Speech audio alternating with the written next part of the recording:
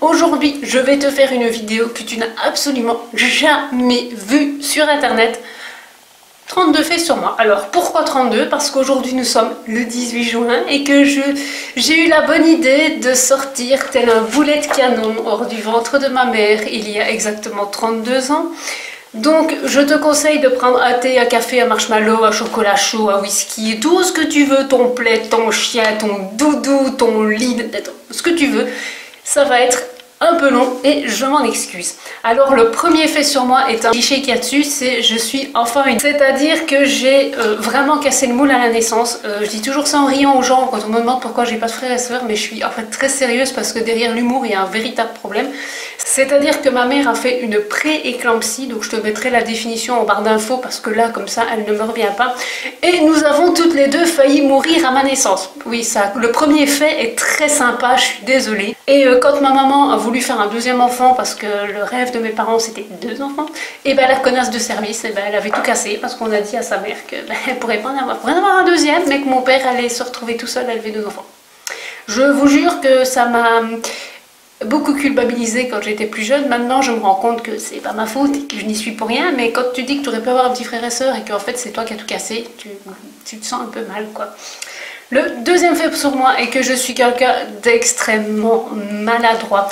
Non pas spécialement maladroit avec les gens parce que j'essaie généralement de faire très attention avec les gens parce que justement je sais que je suis maladroite.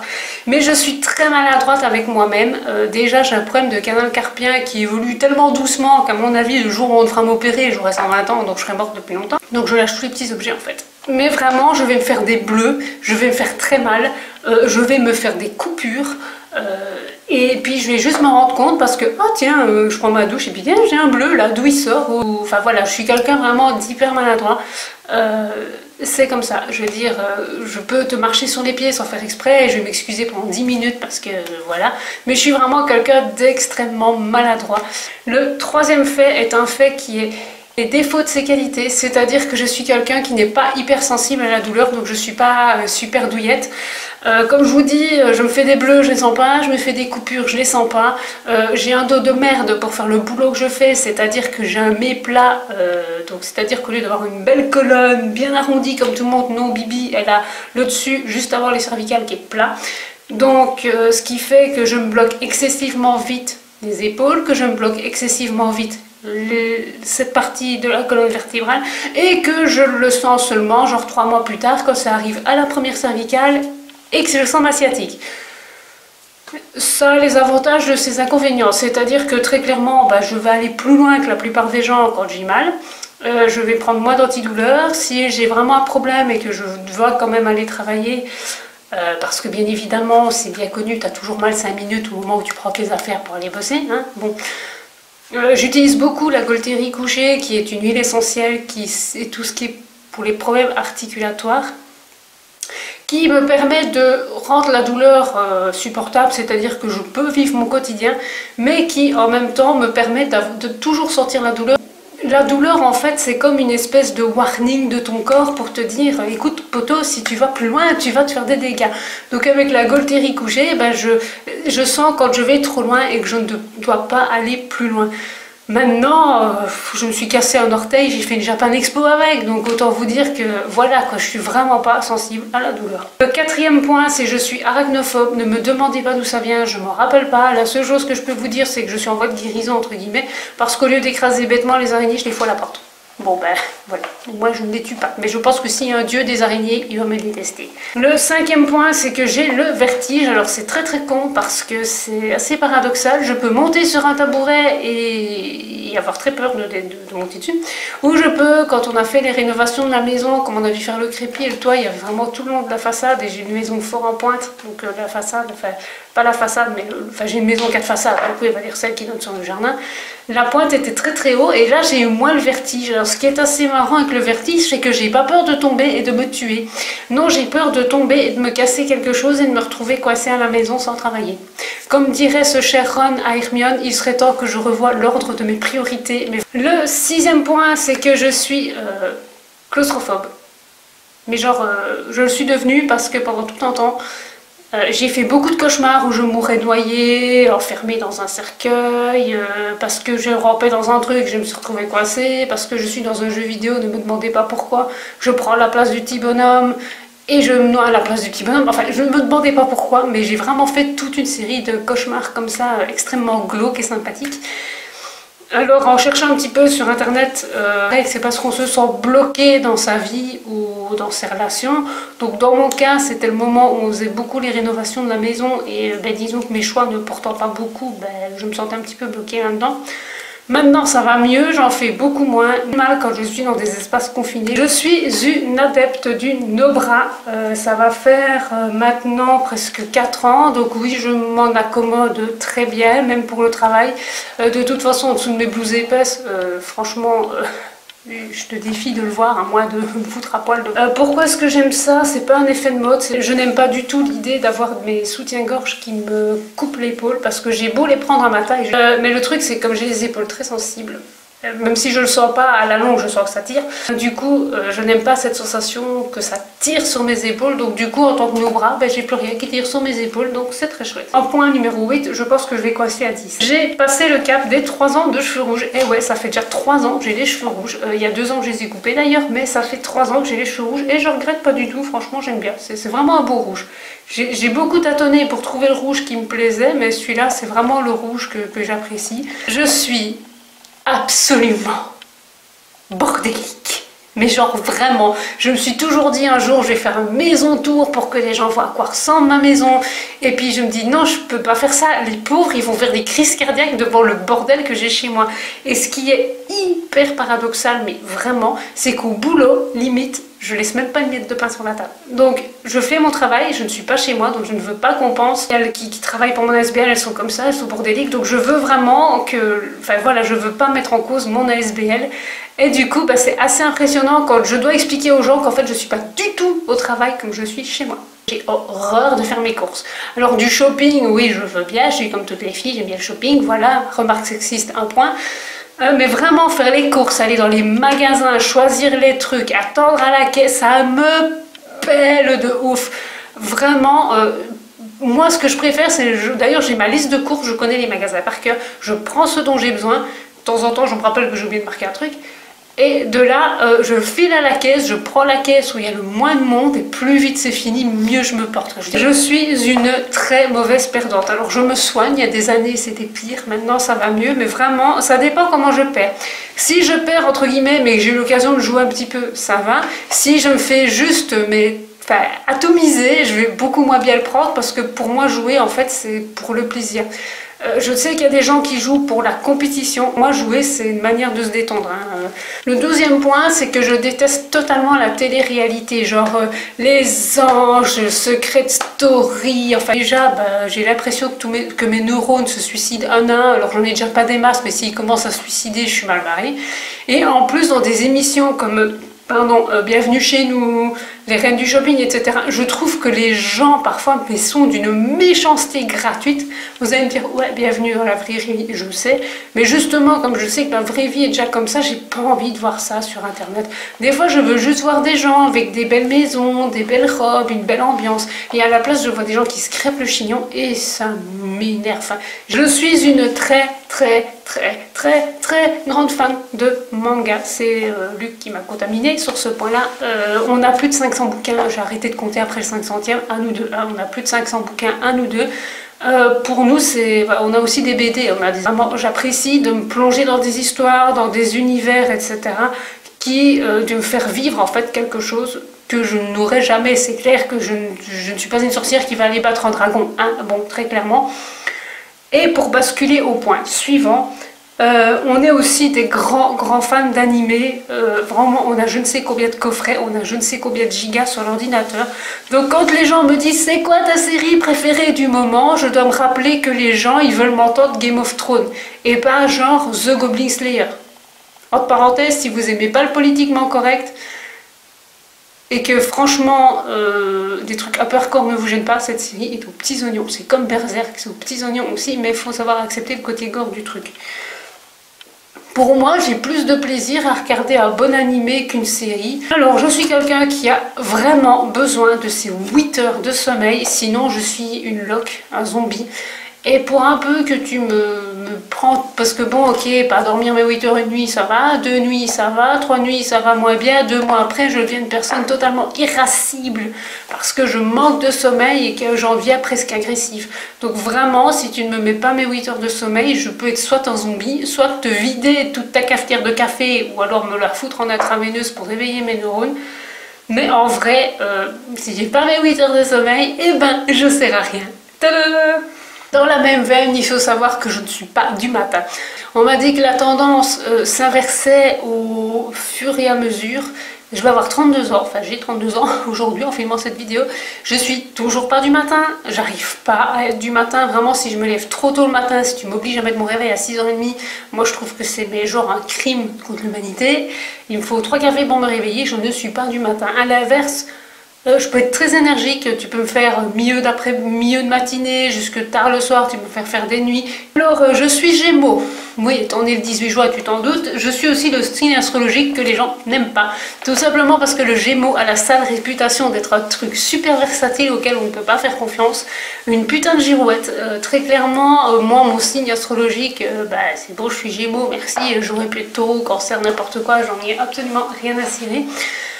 Mais bon, voilà, pour certaines personnes, ça a de l'importance. Pour moi, dire que je suis Gémeaux, c'est comme dire que j'ai les cheveux rouges, c'est-à-dire que je m'en fous, quoi. Enfin, je veux dire, c'est pas le truc le plus intéressant à savoir sur moi. Maintenant, je ne comprends pas trop la version des gens pour les Gémeaux, donc si on pouvait juste me l'expliquer, ce serait sympa. Alors je ne suis pas quelqu'un qui croit à beaucoup de choses. Je ne crois pas en un Dieu omnipotent et tout-puissant, tout comme je ne crois pas que la médecine soit ce Dieu omnipotent et tout-puissant. Par contre, en revanche, je crois beaucoup au karma. Donc c'est-à-dire que je suis persuadée que si tu fais de bonnes choses dans ta vie, de bonnes choses pourront t'arriver. Et inversement, si tu fais de mauvaises choses dans ta vie, de mauvaises choses pourraient t'arriver. Je pense qu'on peut réellement résumer ça à... on récolte ce que l'on sème. Maintenant, il y a un truc que je n'apprécie pas non plus, c'est pas parce que je crois pas en Dieu que je chie à la gueule de tous ceux qui ont une religion. Je veux dire, moi je respecte les gens qui ont une religion, vous faites ce que vous voulez de votre vie, en fait ça me regarde pas. Mais de temps en temps j'aimerais que l'inverse soit vrai, c'est-à-dire que, ok, moi je suis athée, j'ai pas envie de m'entendre dire que c'est pas... Oui, mais tu verrais, il te manque quelque chose dans ta vie, si t'avais Dieu, tu serais mieux. Non, je vous demande pas de juger, je vous demande juste de faire « Ok, t'es athée, c'est bon, merci. » Maintenant, si tu as envie de me parler de Dieu, de la parole de Dieu, ce que Dieu a apporté dans ta vie, je veux bien t'écouter. Maintenant, c'est clair que je suis pas le bon public pour ça, mais j'aimerais de temps en temps un petit peu de respect mutuel, ce serait cool. J'ai été une rongeuse d'ongles compulsif pendant 25 ans. Donc j'ai commencé à arrêter à 25 ans. Pourquoi? Parce qu'avec les ongles, quand ils sont rongés, tu peux accrocher les gens et leur faire mal. Mais c'était juste un énorme signe de nervosité. Encore maintenant, ça m'arrive, j'ai un petit morceau qui dépasse, clac, même quand je fais un truc inconsciemment, clac, et c'est comme ça. Maintenant j'essaye d'arrêter parce que je ne me rends pas service. Et on m'a déjà dit, tu verras, tu récupéreras la sensibilité au bout de tes doigts, parce qu'à force de ronger mes ongles, alors j'allais pas jusque là le nul, mais très clairement je me les suis déjà bien rongés. Le bout de mes doigts est toujours un peu insensible sur les bords, c'est assez drôle.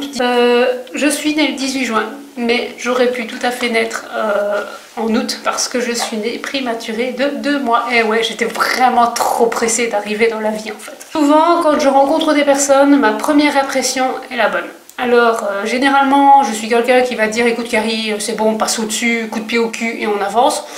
Mais les quelques rares fois où j'ai eu une première impression qui m'a fait dire que la personne avec laquelle j'avais en face de moi, ça n'allait pas passer, ça n'est pas passé. Pourtant, je me suis dit, bon, tu vois quelqu'un pour la première fois, tu as ton corps qui fait « Non, je suis pas là ». Et toi, tu dis à ton corps, disons que toi, t'es mignon, mais moi, faut que j'aille bosser, quoi. Allez, ça suffit, première impression, mes fesses, quoi. Hein. Et ben non, en fait, les 3 fois que j'ai eu une première impression, les 3 fois se sont révélées la bonne. Dans le truc pas marrant, je sais pas comment expliquer ça, vous avez le droit de m'envoyer chez le psy après ou de me faire interner, mais quand je vais chez des patients depuis longtemps, je sens, du verbe sentir, quand la personne va décéder. C'est assez impressionnant comme sensation. Évidemment, je ne parle pas de cas d'euthanasie. Où effectivement tu sais que t'es le dernier et tu le verras plus. Mais ça m'est déjà arrivé avec certains patients de mettre ma main sur la poignée de porte, de leur dire ah c'est moi demain, salut, elle passait une bonne nuit hein. Et en fait de savoir pertinemment que le lendemain j'irai pas et qu'on m'enverra un message pour me dire qu'il sera plus là. Donc c'est assez impressionnant comme truc, je sais pas expliquer ça. C'est pas une question que j'ai des visions de l'au-delà, que je suis une espèce de sorcière ou quoi, mais des fois j'ai vraiment ou de regarder quelqu'un et de me dire ah je vais venir dans 2 semaines. Dans 2 semaines j'y serai pas. Je me suis rarement plantée à ce niveau là, j'aimerais bien me planter plus souvent. Donc j'ai eu un patient là où j'habite et en fait c'était pas fait exprès, c'était un cousin de mon parrain qui m'a dit tiens j'ai vu ta voiture devant. Bah oui forcément, je vais pas lui dire non écoute c'était pas moi, j'étais chez le mec 400 mètres plus loin. Bon à un moment donné mentir c'est bien mais voilà. Et il m'a dit ouais mais ça va, et puis j'ai dit écoute moi je vais te dire que ça va pas. Je dis monsieur il passera pas le week-end. Il me dit je l'ai vu la dernière fois il allait bien. Je dis moi je te dis qu'il passera pas le week-end. Lundi matin, coup de fil et t'es plus là. Donc comme quoi parfois je le vois venir. Maintenant, expliquer ça avec des mots rationnels, c'est très compliqué. Je ne sais pas s'il y a d'autres personnes qui ont des soignants dans leur famille qui peuvent comprendre ça, mais c'est très dérangeant comme sensation. Et en plus, je me suis jamais plantée. Oups. En point 23, j'ai littéralement imposé mes études à mes parents. En fait, pour savoir le truc, quand j'ai envoyé péter mes études d'instit maternelle, je ne savais plus trop quoi faire parce que pour moi c'était un peu une espèce de deuil à faire vu que je voulais m'occuper de maternelle depuis l'âge de 11 ans. Donc c'est clair que quand on as 21 et que 10 ans plus tard tu te rends compte que ton rêve tu peux juste l'enterrer au fond du jardin avec une petite fleur, faut le temps d'y faire. Et en fait ma marraine m'a pris une journée en maison de repos et elle m'a dit écoute Carole, je pense que tu pourrais être faite pour ça. Et franchement je vous jure je m'en rappelle encore, j'étais dans le couloir. Et j'étais en train de discuter avec ma marraine et j'ai senti quelque chose monter de mes tripes qui m'a dit Carrie, c'est ça ton boulot, c'est ça que tu veux faire, c'est le métier. Enfin, je sais pas comment vous expliquer, j'ai eu un coup de foudre pour le taf. Et en fait, au départ, on m'a mis beaucoup de bâtons dans les roues parce qu'on m'a dit que j'avais pas la carrure pour ça, que j'allais pas y arriver, que j'avais pas la maturité, enfin bref, que des trucs sympas. Finalement, je me rends compte que c'est un des meilleurs choix que j'ai fait dans ma vie parce que je suis hyper heureuse, j'adore mon taf, mais vraiment un point que vous imaginez même pas. Et honnêtement, ouais, je regrette toujours pas. J'avais imposé mon copain de l'époque à mes parents. Au départ on a essayé et à force de toujours m'entendre dire que ouais mais il est pas pour toi, ça n'arrivera jamais, t'es malheureuse, tu ris pas, enfin quand vous entendez ça tous les jours, plusieurs fois par jour, à un moment donné ça devient du lavage de cerveau, je suis désolée. J'avais déjà rompu une fois parce que je m'étais dit bah ouais il a raison, c'est ce qui est bon pour moi. Et finalement 2 ans après je me suis rendu compte qu'en fait j'aimais toujours le mec en question et finalement on s'est remis ensemble comme quoi faut jamais ravaler son vomi hein, bon. Et j'ai bien fait de ravaler mon vomi, rien que l'image me rend malade. Mais effectivement, je suis toujours avec lui actuellement, on est mariés. Quand je suis plongée dans quelque chose qui me prend, il n'y a plus moyen de m'en sortir. Si je suis dans un jeu, dans un film, dans un bouquin qui réellement m'agrippe comme ça, prend toute mon attention, tu peux me parler, je ne t'entends pas. Donc du coup maintenant quand je fais des trucs et que Luc vient me trouver, limite je lâche tout. Je suis là en mode voilà c'est bon je t'écoute, parce que c'est vrai que j'écoute pas même la télé. Parfois si tu mets un documentaire intéressant à la télé, je vais zapper une conversation quoi. Je suis une indécrottable optimiste. Alors il paraît que les optimistes ce sont des abrutis, je sais pas, il paraît qu'être optimiste ça fait vivre plus longtemps. Bon écoutez, voilà. Maintenant c'est vrai que j'ai plutôt tendance à voir le verre à moitié plein plutôt qu'à moitié vide, et quand il est plein de me dire que s'il était bon c'était cool quoi.